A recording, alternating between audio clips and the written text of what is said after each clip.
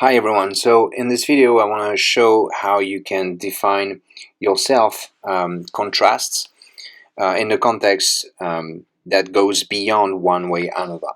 So you see the issue in SPSS is that let's say you want to use contrasts here when you're using group to predict the weight. So you could do that in a one-way ANOVA, and the way you would do that is when you go into contrast here.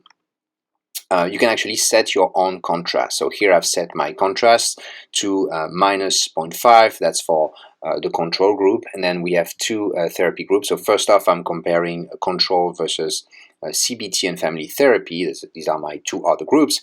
And then in my second contrast, I'm actually leaving aside the control group and comparing here with my contrast the CBT group and the family therapy group.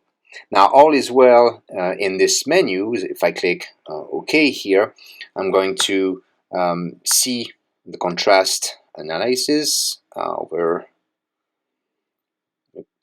that. It's below. It's right here. So I have my two contrast tests. Both are significant here, and we can remember these values below 0.001 for the p-value for the first contrast and 0.035 for the second contrast, and I have my contrast set over here. But the issue is that when you are, let's say, in an ANOVA or a more complex model, you would need to use another menu than the one-way ANOVA menu. You would need to use, for example, the univariate general linear model here. And when you use this model with group as your fixed factor, and here my dependent variable, when you go into contrast, the issue is that you only have preset contrasts. So if they work, that's fine, but if you want your own set of contrasts, then you're stuck here. Well, the good news is not exactly, because what you can do instead is calculate new contrast variables yourself. So let me show you how to do that. So I'm going to cancel this, and I'm going to create now two new variables which represent my contrasts here. So I'm going to go into transform, recode into different variables. I'm going to reset that. So I'm going to take the group variable, and I'm going to create my first contrast. Let me call it C1. I'm going to click on old and new values. And then, so value 1 is my first group. I'm going to assign it the value minus 0.5. This is my second group.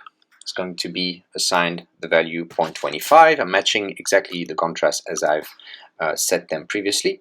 And for the third group, I'm actually also giving 0.25 as the new value. So I have minus 0.5, 0.25, 0.25. The sum is 0. All is fine. Clicking continue.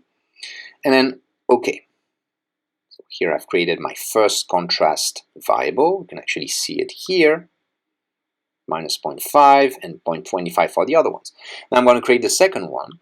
So recode into different variables. So this time it's going to be called C2. I'm going to change that. So that's C2 here. And then old and new values. And so this one, for this one, 1 is going to be, so the first group is actually going to be coded 0. The second group is actually going to be coded minus 0.5. The third group is going to be coded 0.5. So now I have created my two numeric variables which represent my two contrasts. So let's see it here. Should have my new variable over there with my other contrasts here with minus 0.5 and 0.5. And now that I have that, what I can do is I can use this time the univariate menu again, but instead of using group as my fixed factor, I'm actually instead going to use these two contrast variables as covariates. Put them here. I could also use, of course, the regression menu for that. And so now when I click OK, I'm going to have my two contrasts being tested over here.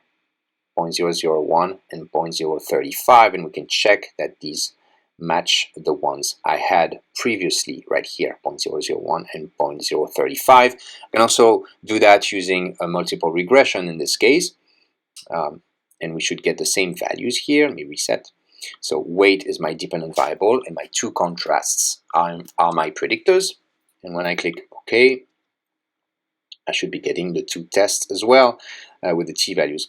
So again, below 0.001 here and 0.035 here.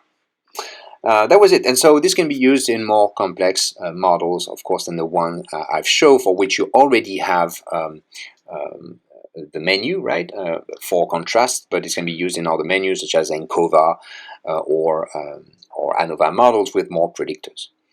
Thanks for watching.